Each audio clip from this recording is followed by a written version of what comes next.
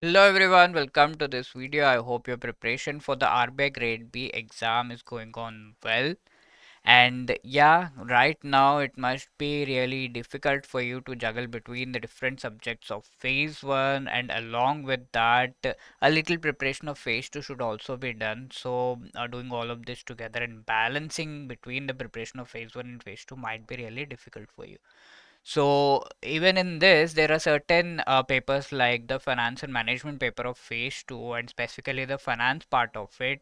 Preparing for that beforehand becomes really important because you need to build on the concepts and move ahead with the proper exam level preparation. So to help you out in all of this, we have come up with this wonderful series of videos, that is through the PYQ2 previous year questions to concept series videos. Okay, so here we are discussing all of the most important basic concepts which have been previously asked in the exam, so that if any question appears in the upcoming exam, we are really well prepared, in the sense you at least have a proper foundation with respect to these topics, and then you can build on the same after the phase 1 part of your preparation, and once you have given the exam you can build on that. Okay, so here, this is part 5. Already we have discussed a whole lot, and this is the last one with respect to the finance part of the FM paper, and the PYQs and the most important topic discussion is concerned.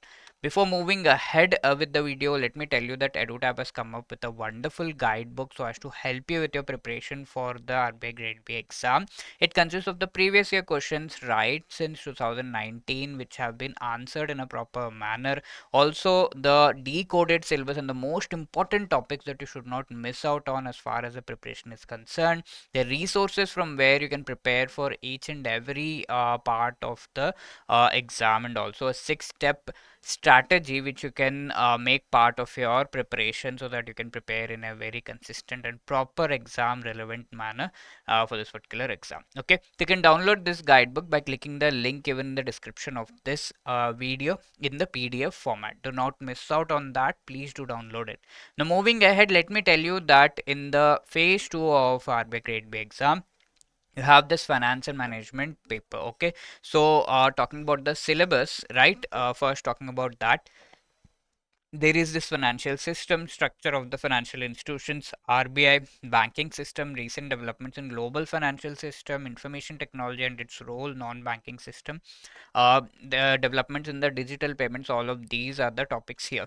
Now moving to the financial market part, primary and secondary market, the forex, money, bond, equity market, everything is there, right? So also we have the general topics like the financial risk management, basics of derivatives, global financial market, international banking, financial inclusion, alternate sources of finance, corporate governance, okay, Indian budget, basics of accounting and financial statements, and inflation. Okay, so all of these also have been properly something that are required to be discussed.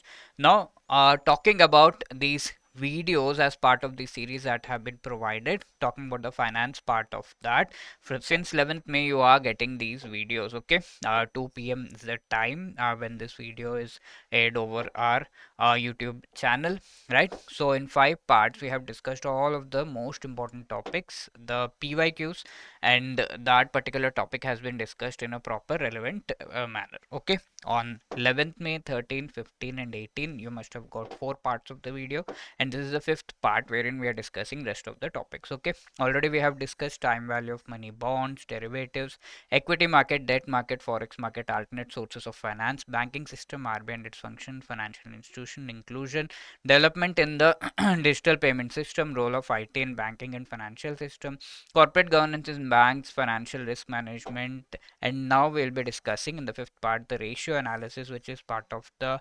accounting related topics. Okay, so mostly questions are only asked from this chapter, that is ratio analysis, while other topics also we will be discussing over here. Okay, so let us quickly move with the discussion on this particular chapter in the previous year question. So ratio analysis is the name of the chapter.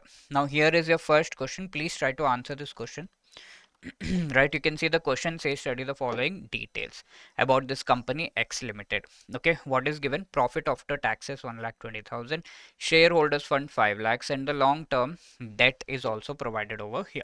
Okay, so in a way you can say this is like if there is a this company X, it has raised capital. Okay, for that it has issued shares. Okay, by issuing the shares it has raised 5 lakh rupees capital, and by taking debt, okay, might be issuing bonds or taking normal long term debt from the banks, it has raised how much? 1 lakh rupees from that. So all of this become part of the capital that the company X has raised. Okay, now investing all of this capital, it has gained some profit, and after deducting the tax from that profit, what it has gained is 1,20,000. Okay, now, what are we required to calculate over here? Calculate the return on capital employed (ROCE) for the company. This is the RBI Grade B Phase 2 2017 question. Okay, so please try to answer this question. Please pause the video and try to answer it. Try to answer it in the answering this question in the chat box. And if you're watching later on, please do answer it in the comment section. Here is the question. Okay. Yes, I hope you have tried answering it. What is the question saying? It says return on capital ratio. Very simple, right? So as we have seen, I have explained what is everything that is described over here. So what are the returns of this company? The returns are nothing but the profit after deducting the taxes. Okay, 1,20,000 is the return of the particular company. What is the total capital that the company has raised? It is the shares and the debt. Through the debt it has raised the capital. So what is the total capital? 5 lakh plus 1 lakh, it is 6 lakhs. Okay, so that is the total capital, and return on capital employed, the ratio would be the whatever is the total return, that is the profit after taxes, and the total capital, the ratio of them. Okay, this multiplied by 100%, obviously you get the answer over here as if you can see, right? The answer that you get over here is around 20%. Okay, canceling this out, you're going to get the answer is 20%. So obviously the answer over here is D, 20%. Okay, and also how to calculate everything is given over here in a proper manner. Okay, so let me tell you that return on capital employed is actually a kind of a profitability ratio. Okay, wherein you are actually wanting to understand what is the profitability, or profitability in the sense whatever you have invested, and from that what is the return that you are getting, a comparison with mostly that. Also the comparison is done, profitability in relation to the sales that have been done. Okay, sales have been done, but what is the profit that you have got? So we calculate gross profit ratio, net profit ratio, operating expense ratio, operating profit ratio, and talking about profitability in relation to the investment, we compare with respect to what you have invested and what profit you have got. So for that we calculate the return on asset ratio, return on investment, and return on capital employed ratio. Also profitability in relation to the different owners also is calculated, return on shareholder fund, EPS. Okay, dividend per share, dividend payout ratio, then dividend yield ratio, profit earnings ratio, and then we have the mark to book value ratio. Okay, so here we'll be mainly talking about profitability in relation to the investment. If we see the thing over here in relation to the investment, we have this return on investment term. Okay, it says whatever is the profit, right, in comparison to total assets as well as in comparison to the net asset. Okay, so that ratio is actually calculated. We can see one term over here, EBIT, which is nothing but earnings before paying the interest and the taxes, right? So whatever earnings you have got, all of this will be removed from that. So we actually, while calculating return on investment, those things are also included, and before interest and taxes we see whatever is the earning, that divided by the total asset, you get the return on total asset ratio, and that divided by the net asset, you get the return on net asset ratio. So what is this net asset? It is nothing but total asset minus the current liabilities. Whatever are the present liabilities, just remove that from the total asset, and you'll be getting the net asset that you actually have. Okay, it is also sometimes written like this, return on investment as operating profit, called EBIT is called operating profit by net asset. Okay, now net asset sometimes is also given as capital employed. So we can write this as EBIT divided by capital employed also. Okay, clear? Talking about return on asset ratio, it is nothing but the profit after taxes and then divided with the total assets, right? Now, talking about return on capital employed, which we have already seen, profit after taxes divided by the net asset or capital employed will give you the return on capital employed value. Okay, sometimes only tangible assets are considered over here. Then you can just remove from the total net asset the intangible assets, right? The tangible assets are like whatever you can actually see, the land and everything. Intangible assets might be some shares or some investment or something related to that. You are transferring the papers or you're transferring the ownership or something, right? So that is intangible. So we don't want those things. We just want tangible assets. So no, from the net asset we'll minus the intangible assets and then we'll calculate the return on capital employed or return on investment ratio. Sometimes this profit after taxes is also called the earnings before interest and taxes, and that over the net asset will give you the answer for the return on capital employed, right? So this is how you can calculate these. Now, moving ahead, return on investment is a very important measure for companies, right? Sorry, to find out whether it is going in the right direction or not. What type of a parameter or return ratio return on investment is, which kind of a parameter it is? Liquidity related. Liquidity in the sense whether do you have the liquid money or the money which you can very quickly invest and utilize if there is any requirement with respect to the same. For example, there is some medical emergency. In that case, you'll be requiring liquid money. Immediately you will have to make the payments, isn't it? So you cannot wait.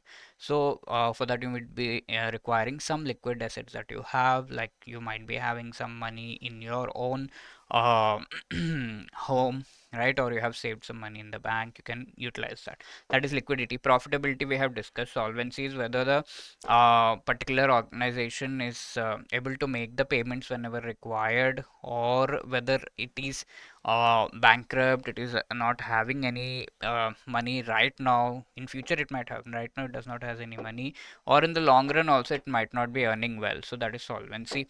And then other turnover ratio. So obviously we have already discussed that return on investment is a kind of a what? Profitability ratio, isn't it? So if you have answered B, that is absolutely the right answer. Very good. Now talking about this, from the following details, calculate the return to asset ratio. Okay, can you try to do this? Please tell me the answer. Yes. So if you have said 20%, that is absolutely right. Return is nothing but the income that you have over here. This is a 2023 phase 2 RBI grade B question. So income that you have 100 lakh is the return, and then the capital that you have employed has been given as assets. Nothing else is given. So just take that assets 5 lakh, and then if you calculate this, you are definitely getting the answer as 20%, isn't it? So 20% C is the right answer. Very simple to calculate. Now this is another question based on the given information. Answer the following questions. Okay, 2025 this question was asked. Here they are asking you to calculate the gross profit. Okay, reserves and equity are given over here. Debt to net worth ratio is given over here. Right, then asset turnover ratio and gross profit is 30% on the sales. Okay, so how are you going to move ahead as far as calculating the gross profit over here? Right, so for gross profit you should definitely be having the value for the net worth. Okay, so equity plus reserves will give you the value for the net worth. So whatever are your reserves and whatever are the equity, the money that you have raised as per the equity, so that is the net worth that we have. So 4 lakh plus 6 lakh is 10 lakh is the total net worth. Now debt to net worth ratio is already given. Debt divided by net worth is nothing but 0.5. They have already said. So if you want to calculate the debt, okay, because you need the gross profit. So if you want to calculate the debt, then you can go for it in this manner, multiplying net worth with 0.5. So 0.5 into net worth 10 lakhs, you get 5 lakh as the debt. Now over here if you see, the total assets are nothing but net worth and debt. If you add, that will be the total assets that you have. Okay, so 10 lakh plus 5 lakh, you have 15 lakhs as a total asset. Now you can utilize the asset turnover ratio. Right, asset turnover ratio is nothing but sales divided by the total assets. Okay, so whatever are the sales, once you find out sales, out on the sales you have this 30% gross profit, isn't it? So for that you need the value for sales. The total assets you have found already. Sales is nothing but total asset into this 2, because the ratio is given as 2 is to 1 asset turnover ratio. So yeah, over the asset, whatever is the sales, that is the turnover. So 2 is to 1 ratio is given. So 2 into that particular 15 lakh, you get 30 lakhs as the total sales, and the gross profit will be 30% of this sales, which is 9 lakh rupees. Okay, so obviously the correct answer over here is C, 9 lakhs. Okay, so I hope you have understood all of this. So yes, gross profit ratio is nothing but calculate the gross profit divided by the sales. That will give you the gross profit ratio. So over here, if you see sales minus cost of goods sold, subtract that, because sales is whatever you have actually gained, and cost of goods sold is nothing but whatever you have spent to actually do all of this selling and everything. So that, so you just subtract that spending, and then you'll be getting the gross profit, and that gross profit divided by the sales will give you the gross profit margin ratio. Okay. Now moving ahead, based on this, it is also asked to calculate the total debt of the company. Okay. So didn't we already calculate the total debt? We said to calculate we need to go for this, isn't it? Debt to net worth ratio, right? Debt to net worth ratio, how are you going to go about that? Is debt divided by net worth, you are going to get 0.5 as the answer. For that you need net worth. Net worth is nothing but just add the reserves and equity. Okay, so that gives you 10 lakhs, and the 10 lakh into 0.5, that is nothing but 0.5 into net worth. Okay, that will be 5 lakh, right? So what will be the answer over here? C, 5 lakh. I hope you have been able to calculate the same. Moving ahead, the question says next question is what are the total liabilities of the company? Okay, so here how are you going to calculate the total liability? Liability is calculated like this: whatever is your net worth and add up all of the debt to that would be the total liability, because net worth is nothing but the capital that you have gained, and debt is something that you have to return. All of these are the liabilities that you have. Okay, so already we have calculated. So total net worth is nothing but a combination of both of these, which is 10 lakhs, and the debt we have calculated debt by net worth ratio is 0.5. So debt is nothing but 0.5 into net worth. Already in the previous part we have calculated, which is nothing but 5 lakhs. So the total thing would be your total liabilities, which is nothing but 15 lakhs. Okay, is that clear? So yeah, C should be the right answer over here. Okay. So those are the topics with respect to this particular thing. Now moving ahead, if we see there are some miscellaneous topics. So till here we have discussed all of the most important topics, I would say, with respect to the finance part. We have discussed the previous year questions and also how to solve them. Now moving for the miscellaneous topics, and the first one is the inflation. Right. So before moving ahead, what is inflation? First of all, it is nothing but a sustained rise in the general level of prices. Okay, so the terms are really important. Rise in general level of prices in the economy, that is called the inflation. First things first, it is a rise in the prices. Okay, like something was 10 rupees and then it is costing 20 rupees, and we can say yes, this is a rise in price. Which kind of a rise in price? It should be a general level of rise in the prices. It should not be like only bread price has increased, we call it inflation. No, a large range of products, like you go into a mall and see so many products there, so all of those products have a rise in the price, then we call it a general level of increase in the prices. If only bread's price is increasing, that is called a specific level of increase in the prices. So that is not exactly inflation, right?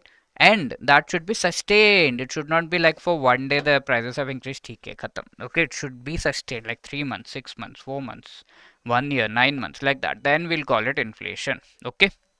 So yes, inflation is defined as the sustained rise in the general level of prices. I hope you are able to understand the keywords and also through that understand what inflation is. Generally, we have described it. Now moving ahead with the question. Which of the following phenomenon includes high inflation and high unemployment? This is a question of RBI Grade B Phase 2 2019. Yes. Now please come on, try to answer this question. Options are hyperinflation, deflation, disinflation, stagflation, none of the above. Please try.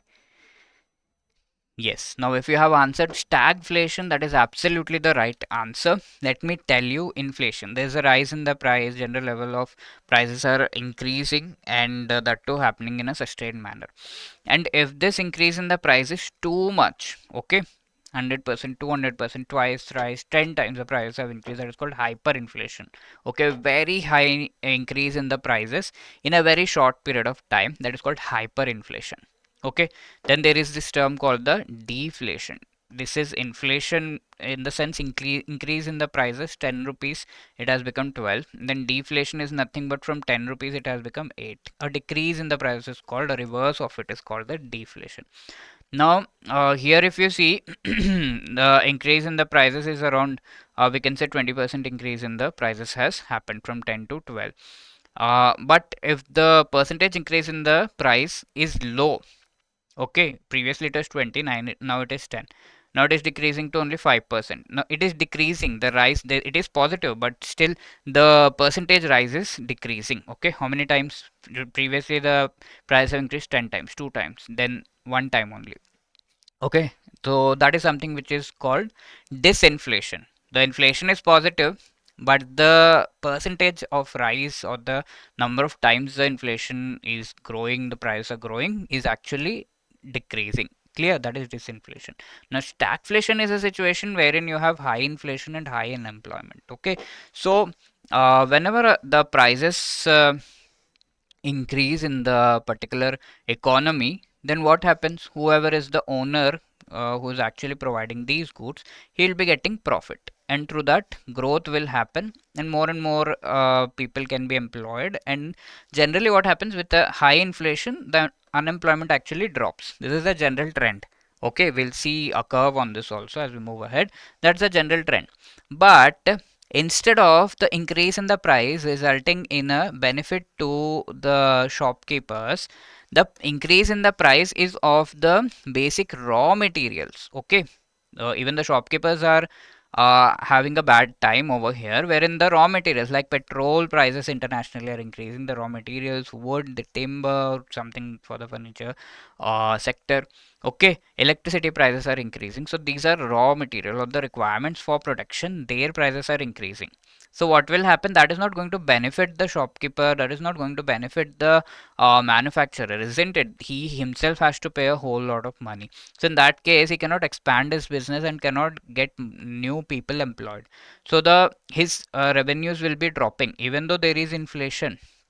The revenues are dropping, and then growth will be dropping, employment will be dropping. Is that clear? So in that case, inflation is really high, and the unemployment is also very high, isn't it? So that is a case which is called a stagflation. In that case, inflation either increases or almost remains the same while the unemployment keeps dropping. Okay, unemployment is also, sorry, unemployment is keeps increasing and employment keeps dropping. Okay, the growth keeps dropping, something like that. So that is a situation which is called stagflation, which is a double whammy. You can see both the things, and controlling such a situation is very difficult, right? Until and unless the raw material prices are stabilizing, stagflation is not that easy to take care of. Now, talking about the types of inflation, disinflation is nothing but if the increase was 3% in the prices, now it is 2%. It is still positive, but the increase is lower in comparison to previous time. Okay, so in the, deflation, if you see, inflation is positive while deflation is in the negative direction. So 10 rupees, say something has become 12 rupees, that is inflation. If 10 rupees, say it has dropped to 8 rupees, it is deflation. Clear? Now moving ahead, what are the other types? Like we have the core inflation and the headline inflation. So there are certain parts like goods, we can say, right? Inflation is actually a combination of the calculations of different increase in the prices of different whole set, as I said, general level of increase in the prices. In that general level, we also have fuel, right? Fuel and food products, right? So in that case, if we see fuel, the price of petrol keep increasing. For that's like other things also, diesel, all of these, the prices keep increasing. They're very volatile, increase decrease based upon the external global situations. Also the prices of food keep increasing based upon the production levels, isn't it? So these two are considered very volatile components of changes in prices, right? So inflation is generally calculated by including these two things with all other basket of goods. That is called normally the headline inflation. But once we ignore these two, we say ठीक है इसमें तो price increase होता ही रहता है. Generally the prices definitely increase very volatile in a very volatile manner in fuel and food.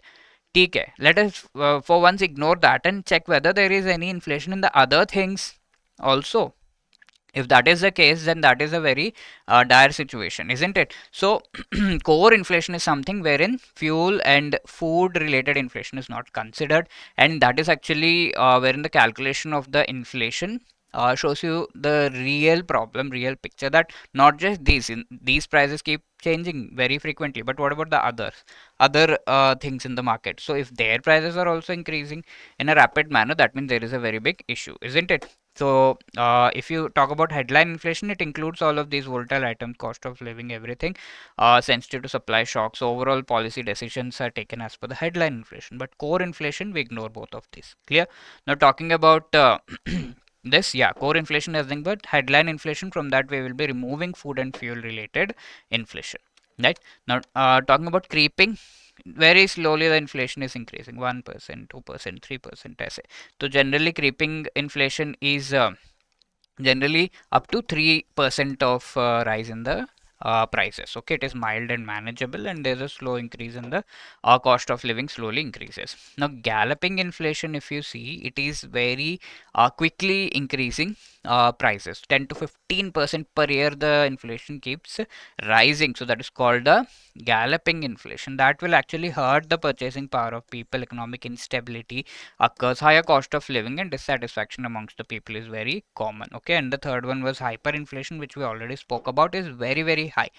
Like 10 to 15%, right? 10 times, 5 times the inflation increases, so that is called the galloping inflation, like the horse gallops. It isn't now, isn't it? Now talking about reflation, wherein there has been a inflation, let's say, okay, deliberate attempt by the government or central bank to increase the level of economic activity. Okay, so that can be done wherein people have a whole lot of money in their hand. So deliberate effort, you're deliberately increasing the prices in the market, right? And then you are trying to increase economic activity. So that can be done by supplying more money into the economy. If people have more money in the hand, prices will increase, and economic level of activity and growth will also increase. That is reflation. Clear?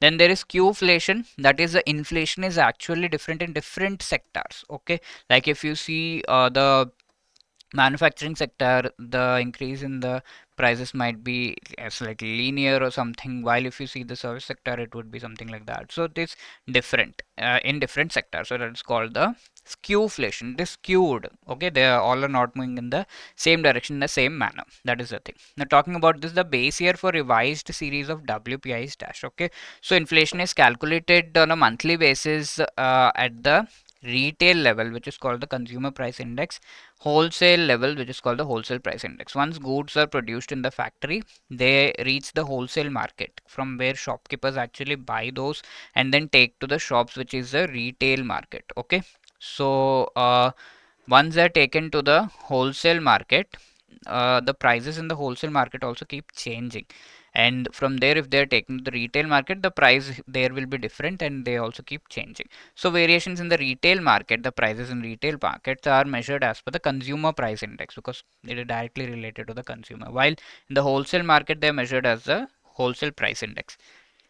Let me tell you, these are calculated on a monthly basis, and we cannot provide services in a wholesale manner. So wholesale price index does not include the calculation of services, but consumer price index, goods as well as service variation in the prices, both are tracked. Now these are calculated in comparison to a base year. Okay, in the base year there's a basket of goods. All of these goods have a specific price, and all of them are brought down, and we say that the price level is 100. Now if the prices of these keep increasing, let's say the WPI is 176, we say that there is 76 units of increase in the inflation, and this single number gives you a very good idea of the what is the variation. So yes, talking about WPI, which year, financial year, is actually considered as a base year when the WPI's value is index value is 100. Okay, so the base year considered over here is 2011-12, right? So if you have answered B, that is absolutely right. One RBI Grade B Phase 2 2018, this question was asked. Now talking about the CPI, as I told you, at the consumer level, okay, the retail level, the prices are calculated, and CPI is actually calculated by National Statistical Office, which is under the Ministry of Statistics and Program Implementation, MOSPI. Base year is 2012, and 100 is actually the uh, actually the value of CPI and the base year. Rural, urban, and combined different, we can say, in a there are different baskets. Their goods that they use or services would be different from what are used in the rural areas. What are used in the urban areas would be different, and the combined CPI is also calculated. So rural areas, if you see in all of them, the weightage of food and beverages is really high. That is the maximum. Okay, and there's also fuel and light, as you can see, clothing, footwear, housing, pan, tobacco, intoxicants, everything, right? So this manner, all of these goods and services are actually considered for the calculation of CPI. Now talking about WPI, it is calculated at the wholesale level, variations in prices at the wholesale level, by the Office of Economic Advisor, Department for Promotion of Industry and Internal Trade, and the base year is 2011-12. The things that are considered over here are three commodity groups like primary article, fuel and power, and maximum weightage is given to the manufacturing products. Okay, WPI and CPI calculated on the monthly basis, while we have another calculation called the GDP deflator, which is calculated on a quarterly basis to understand the level of inflation in the economy, right? So this GDP deflator, considering, let's say in 2011, this basket of fruits actually has a cost of 400 rupees, while in the present time, let's say this basket of goods has a price of 800.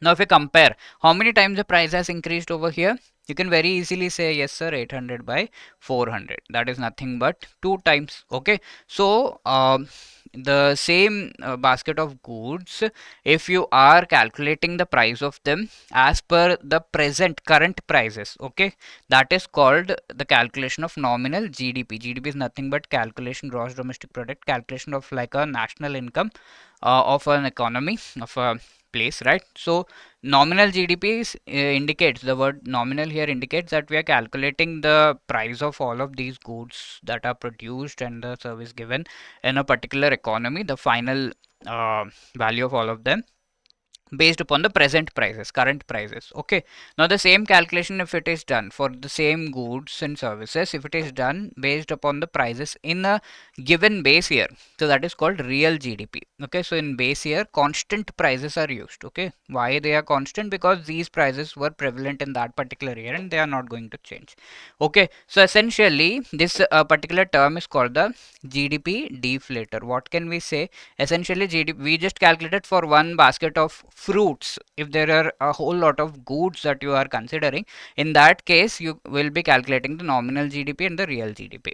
So, GDP deflator is nothing but nominal GDP by real GDP. That gives you an idea of the GDP. Now, why it is calculated on a quarterly basis? Because for calculating GDP deflator, you need the entire nominal GDP, entire real GDP values, which are calculated on quarterly basis. So, you calculate the GDP deflator also on a quarterly basis, while WPI and CPI can be calculated on a monthly basis by the respective agencies. Okay, so already we have discussed that. So these are the things. Now moving ahead, I think now you can answer this question very easily. Please let me know the correct answer for this. 2025, this question was asked. Consumer price index is increasing while the wholesale price index is decreasing. What does it indicate? Okay, what is the meaning of this particular thing? Tell me. Yes. So if you have answered this, retail prices are increasing wholesale while wholesale prices are declining. Okay. So yes, wholesale prices, the WPI is declining while CPI is increasing, which means retail prices are increasing because CPI is calculated at retail level, while wholesale prices are declining because WPI is calculated at the wholesale level. Okay. So A is absolutely the right answer. It is not retail prices, wholesale prices both are increasing. No. Both are stable while wholesale prices are declining. No. Economy is experiencing deflation. It is in a phase of economic recession. Nothing of this can be incurred from this information. So that is why A is absolutely the right answer. Yes. Now the main question: when we talk about RBI. Here is the question. What is the target set by RBI for consumer price index inflation till 2021? Okay, this was asked in RBI Grade B Phase 2 2018, and there's a chance that it can be asked in the upcoming exam also very well, right? So, what is the target? Tell me, what is the answer? You should be knowing this very well. Okay, preparing for RBI definitely. Yes, if you have answered A, that is absolutely right. Here, if I tell you that RBI actually has a inflation targeting framework, isn't it? So RBI's mandate, as per the RBI Act, is that it should be targeting inflation and try to maintain it at a particular target level, which is decided by the Government of India in consultation with RBI. Okay, decided by Government of India in consultation with RBI. Of course, exactly hitting the target is very difficult. So a range is given, right, 2 to 6%, which is nothing but 4% minus plus or minus 2%. It is indicated like that. Okay, so minus 2% is 2%, plus 2% is 6%. So it should be within this range only. The growth of CPI combined inflation should be within this particular range only. It should not cross. This is what is the inflation target. Okay, so let us discuss a few things more now. Yes, RBI has the mandate of something called the price stability. Please understand this term. Generally, we talk about economic stability, financial stability. So that is a broader mandate of the Government of India. Right, but the RBI has a mandate of price stability. Of course, financial economic stability are also the mandate of RBI, but in a secondary level. Primarily, price stability is the main mandate of RBI. Okay, price in the sense inflation should be stable. Okay, price stable. This is a key objective of monetary policy. Okay, so to carry out and actually achieve the target and be on track with its mandate, RBI conducts this monetary policy through the Monetary Policy Committee. I hope you know that there are 6 members in this committee. 3 of them are from RBI and other 3 are from the what, Government of India, isn't it? Now apart from this, this is a legal mandate, you should know. As per RBI Act of 1934, this was actually the duty of RBI, and this there was an amendment in 2016, and this was brought. And it is a legal responsibility. If this goes out of the range, then RBI is answerable, right? Of course, after a certain limit of time. Government actually sets this target every 5 years. Okay, so till 2000, from 2020 till 2021 it was set. From 2021 to 26 also this target was set. Now that we are in 26, further the target is being set for the next 5 years till 2031. Okay, so you should be knowing what is the, is there any change in the target, what has happened as per your current affairs. You should definitely be knowing this. Let me tell you, the target has not been changed. Okay, it is 4% plus or minus 2% only, and further details you can get from your current affairs. Okay, so that is the thing. So till 2026, now it has changed, so you can expect a question from here definitely. Monetary Policy Committee, as I told you, it is actually a 6-member committee, combination of RBI and Government of India, institutional arrangement of RBI for targeting inflation. It decides something called the policy rate or repo rate, which you will see as part of your ESI. You must be knowing about it. It is a rate at which banks actually take loans from RBI, keeping in mind the objective of price stability primarily and economic growth secondarily. Okay, and transmitted via the weighted average call rate and the stance. Okay, weighted average call rate is nothing but the interbank banks take loan between each other, and the interest rate of that loans varies by varying the repo rate, and thus the decisions of the monetary policy are transmitted to the bank level, and then the banks will also make variations with the interest rate, and that will be translated into the economy. Okay, and stance is something wherein the RBI tells in the next monetary policy we will be either maintaining the same or increasing or decreasing the repo rate. It gives the idea of that. That is the stance. Okay, now please answer this question. What is the name of the curve that shows an inverse relationship between inflation and unemployment? Okay, please try to answer it.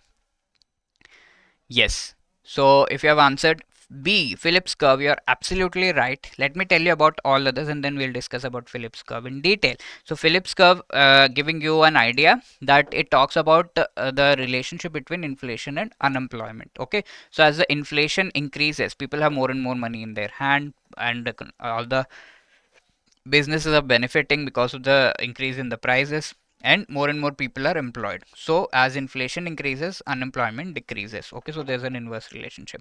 Now talking about the other curves, Laffer curve actually gives a relationship between tax rate and tax revenue. Okay, so as you keep increasing the tax rate, the tax revenue increases, but only till a level.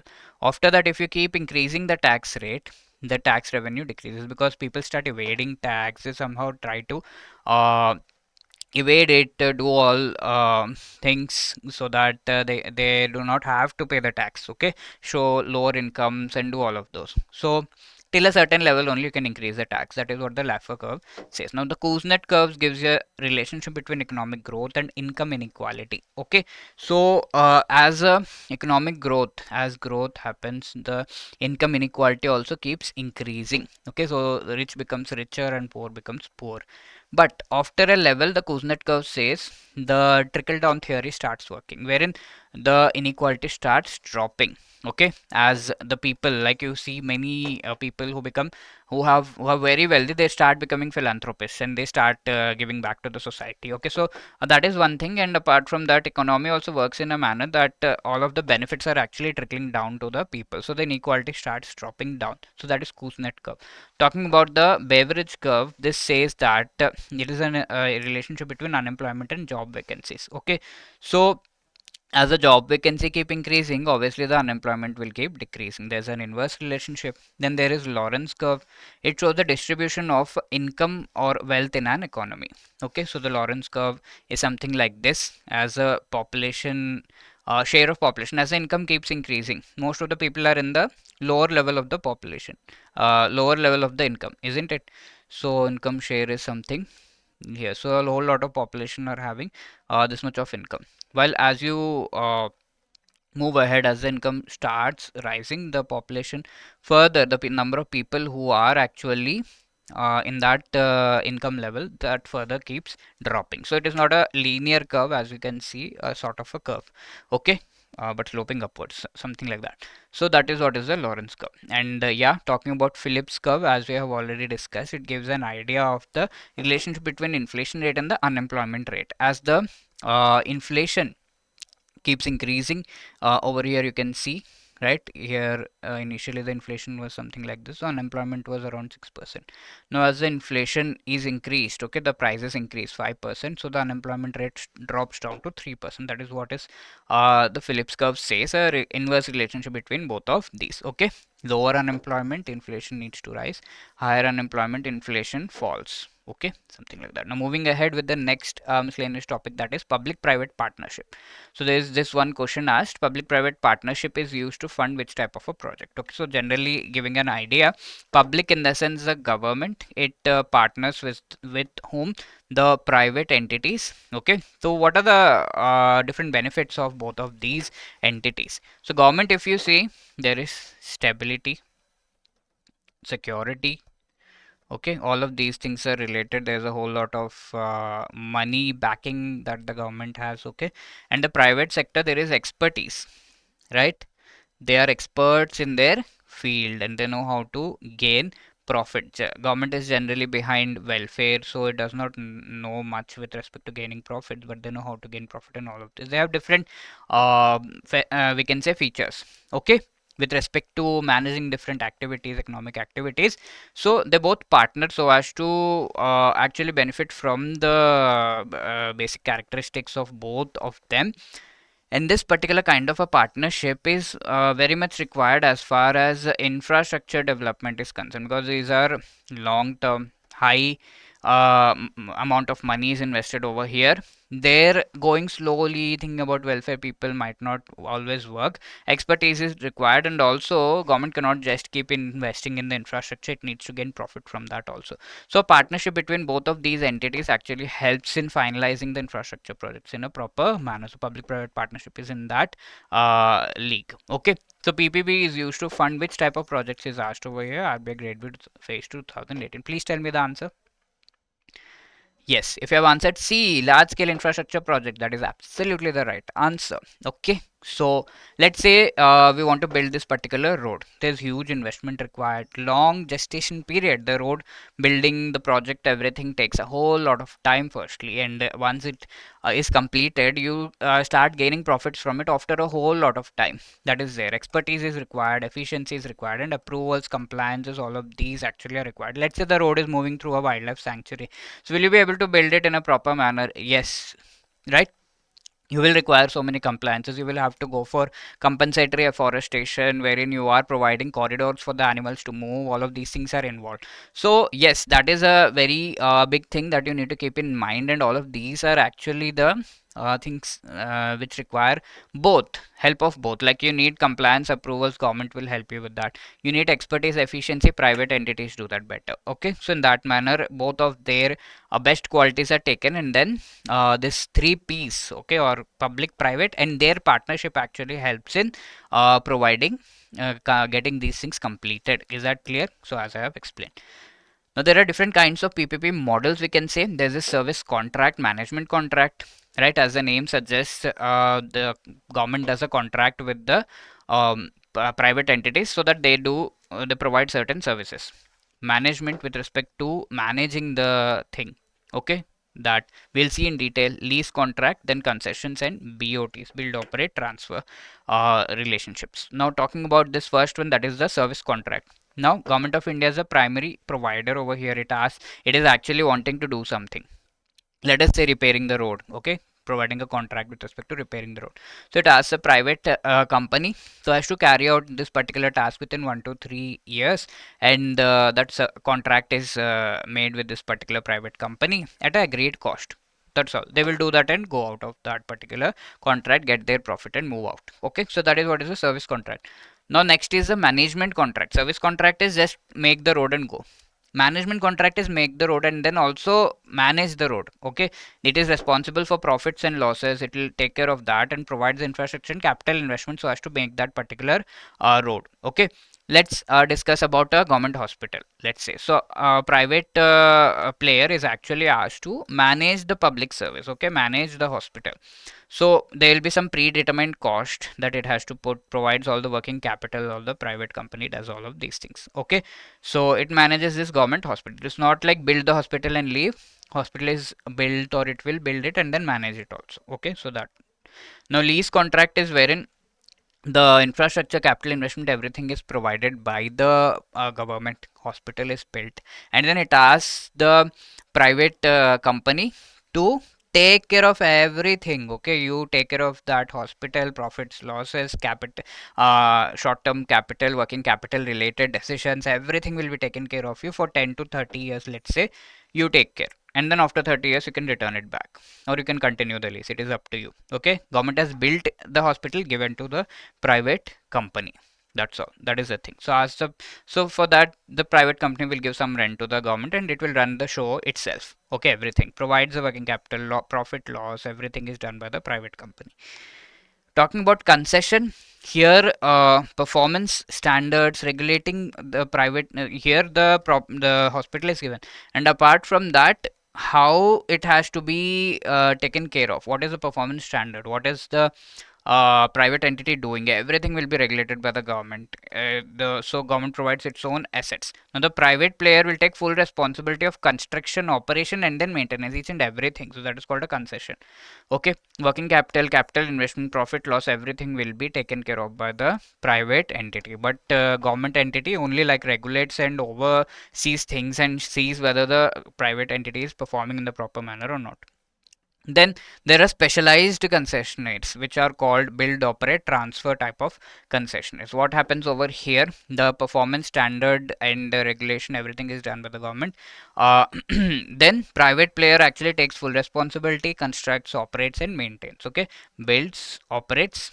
These two things it does. Okay, working capital, profit, loss, assets will be owned by the private company also for a particular period of time. And once that period of time, let's say 10 years are elapsed, the private company will transfer that to the government. That is the thing. Okay, it is not like government's thing and then private company is running the show. No, everything is of private company, build everything, do all of that, and then finally transfer it back to the government of India once it makes the payment. Okay, recovery charges, government takes the ownership from the private company later on. Okay, it is like making it like private banks were established and they were nationalized later on, isn't it? So like that, something like that. So that is a specialized concessionaires wherein build, operate, transfer, this thing happens. Now there are various kinds of it, like BOT annuity model, wherein the payment is made by the government as an annuity. Okay, 6 month basis, installment basis the payment is made. BOT toll model, wherein there are no payments made by the government, but government says we will get all of the profit. Let's say you have road constructed, all the profit from the toll will be given to the company, like that. Then they can be the EPC model, wherein the engineering, procurement, construction model, wherein engineering expertise is provided by that company. Like we employ for building the roads or infrastructure, all of these L&T, all of these companies, they build and then they leave. Okay, so engineering expertise is provided by them. Construction costs, everything are borne by the government. It does not pay 1 rupee also. It will only provide the engineering expertise. Okay, so in this way it is different from the other contracts that we have discussed. Now there are other types also, like we have the BOT model. Okay, build, own, operate, and then transfer. Okay, wherein it will build, then private company will own that, then operate it also. After getting the returns, it will transfer it to the government. Okay, and the combination of various of these is sometimes which also called as hybrid annuity model. Okay, wherein annuity is also there, and a combination of different models is also called hybrid annuity. Now what specifically happens in hybrid annuity HAM model? Government pays the 40% of the project cost. Okay, 40% government, and the other 60% is actually the private developer is going to make the payment. Okay, and after the road is completed, the payment government pays the private developer in fixed installments like annuities, right? So it is a hybrid of here 40% is paid by the government and the other 60 by the private developer. Clear? And then that remaining 60% is also returned in annuity basis. Okay, fixed payments at regular intervals of time. So they are like installments. And then private developer does not collect any toll over here. Government of India, because is going to, whatever is the government is going to make the payment, so no toll collection. There is also DBFO type of PPP model, wherein design, build, finance, and then operate. Okay, so here what is going to happen? Private company is taking care of almost everything. Okay, like you have this road, so everything it is designed, built, financed. Okay, arranges funds for the project, and then it operates also continuously, no transfer. Clear? Can you just try to answer this? Introduced in January 2016 to revive investments in road infrastructure projects, Dash has seen good initial success. It is a mix of EPC, BOT. Okay, under EPC model, NHAI pays private players for expertise to lay the roads. The private player has no role in the road's ownership, toll collection, maintenance. BOT model, what happens? Private players have an active role. They build, operate, and maintain the road. Okay, say for 10 to 15 years, and before transferring the asset to the government. Okay, so this was the question of 2021. Similar question came. RBI Grade B Phase. Now tell me which model X of the public-private partnership is discussed over here. Okay, so it is said that it is a mix of these things. So please tell me what is the right answer. Yes, if you have answered D, hybrid annuity model, you're absolutely answering it right. Okay, because we have discussed that HM is actually a combination of these. So HM is the right answer. Now this one, in the above model, the support provided by the government during the construction phase and later in the annuities during the operation phase is how much? Okay, what is the ratio is being asked? Tell me. Yes, so if you have answered C, 40 to 60, that is absolutely the right answer. Clear? Now moving for the other topics, that is mutual funds. So let me just give you an idea of what mutual funds actually are. Here, let's say you, I, and many people watching this session, 5 of them are investing 100 rupees. So this is a asset management company. It is sort of a trust wherein all of these funds are collated, right? Now these funds are collected and then they are actually invested in different instruments. Might be Ambani shares, then Government of India securities, state development loans, then shares of other companies, like that. A portfolio of investments that money is invested into. Okay, and from this, let us say the profit that is obtained is 560 rupees. So it will take this 560 rupees, 10 rupees it will keep it with itself, and then return to everyone 110 rupees, like that. Okay, out of the 550. Is that clear? So in this manner mutual funds work. They collect money then they invest in a portfolio of investments, and then that is returned back. Clear? So here what is happening, share or mostly share bond market, these investments are made. That is why you tell me who is the entity that regulates mutual funds. Okay, this is a RBI Grade B Phase 2 2016 question. Tell me what is the right answer. Yes, if you have answered B, that is absolutely right, because SEBI is the entity that will be regulating these mutual funds. Okay, so because the investments are done in that manner. Now, talking about the next one, the last topic, I would say, fiscal responsibility and budget management. Now, if you see Government of India, you often see that its expenditure, let's say 10,000, is always greater in comparison to the income that it is getting, let's say 5,000. So always it has to borrow the part, okay, which is deficit. So this is called the deficit. Okay. So over years, this deficit has been increasing, and Government of India has come up with various instruments wherein it is directly asking the Government of RBI to print note or something like that, which are not proper fiscal uh, activities that should be carried out in that manner, which are not proper, right? So to check all of these things, various committees were made, and then this Fiscal Responsibility and Budget Management Act was brought in, wherein the Government of India would be checking various aspects, like it will reduce its expenditure, try to increase its income, and try to manage the and reduce the deficit. Okay, and not go for these unfair means, so as to, if you ask RBI to keep printing money, that will increase the inflation and the economic situation will worsen, isn't it? So not go for these things. That is what is said. Instead, it can only take loan from RBI, Government of India, and that loan is called ways and means advances. I hope we have discussed in one of the videos already, wherein RBI provides certain loans to the government, okay, through the ways and means advances. So this is the setup as per the FRBM Act, right? So the fiscal deficit target for the year 2018-19 is dash. 2018, this question was asked. Obviously, you might not know the right answer for this, but I just wanted to show which kind of a question is asked so that you can pick these details from the current affairs at least. Okay, so the fiscal deficit target for the year 2018-19 is how much? Okay, so the answer over here absolutely is 3.3%. So it is mostly around 3%. This the answer would be, but please do check the latest one. Okay, I just showed which kind of a question is asked.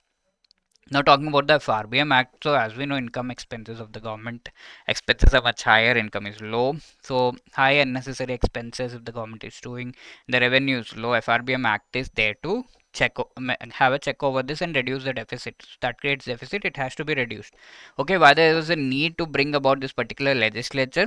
It tailored to regulate the Indian government's income and spending, and tackles the issues like unnecessary expenditure and low revenues by fostering fiscal discipline and transparency, which we have already seen. Okay, so the act came in 2003, and it sets certain targets for the different kinds of deficit that we have seen, and to reduce them in a progressive manner, and that the Government of India will only be borrowing from RBI, not asking RBI to unduly print or come up with these bonds and all to finance its deficit. Okay, that will bring fiscal discipline in government. That is the thing.